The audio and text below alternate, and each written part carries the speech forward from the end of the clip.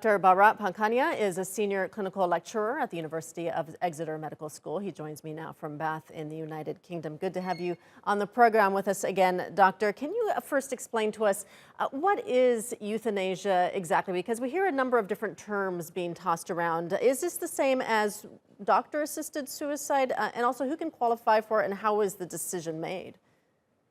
Yes, so euthanasia is focusing on people who are at the end stages of their lives. So the New Zealand version is if you have less than 6 months of a terminal illness and you have got mental capacity to make that decision, then you are allowed to make that decision. Only Switzerland, to my knowledge, allows assisted suicide. So assisted suicide is quite different from euthanasia, and euthanasia is precisely focusing on end-of-life measures. I know that you have personal experience of working with people who are terminally ill, and where you are in the United Kingdom, euthanasia is not legal. But talk to us about some of the legal and moral issues that might arise here. For example, euthanasia tourism, someone from the United Kingdom, for example, traveling to a country like New Zealand where this is legal. Well, I hope that what we can do is we provide good end-of-life care. And I remember very, very clearly when I was training to be a general practitioner and discussing these issues, and this is more than 35 years ago, our line, and my line still is, if you enable good living, even in the terminal months of your life, then euthanasia becomes irrelevant.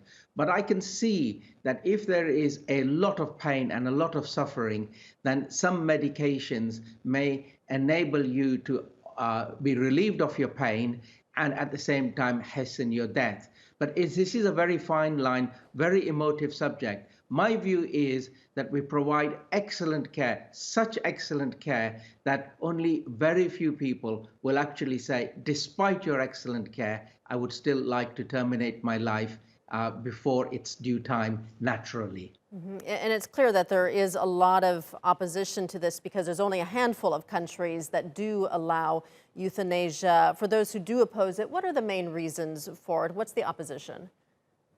Well, the opposition is life is sacred and life has to be preserved, and I understand that. My view is also that we don't want people to feel that they're a burden and therefore they hasten their lives.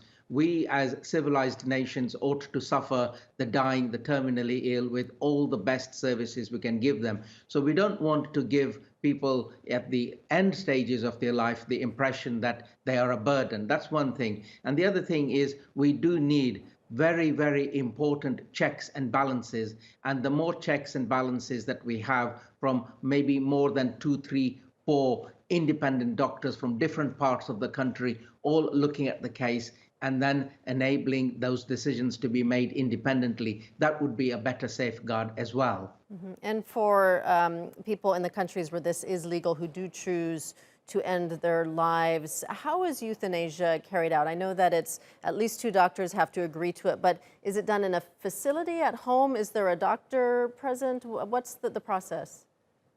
Well, depending on the circumstances, here we are dealing with the terminally ill. So the best thing is that they are at home, in their safe environment where they're comfortable. And basically what you are saying is you give them an injection which allows them to be pain-free and slowly go to sleep forever. These are easy processes to do with the right medications, but again it has to be done under supervision, and you don't want to stress and harass and create other hurdles for somebody who is already terminally ill. But having said all of that, my preference is that we provide good life care even when you're terminally ill. If we provide good life care, then the idea of I need to also terminate your life becomes null and void. It's that importance of having specialists, people who know what they're doing, giving good end-of-life care. All right, I appreciate you joining us on the program today on this very difficult subject to talk about. Dr. Bharat Pankhania, thank you. Indeed.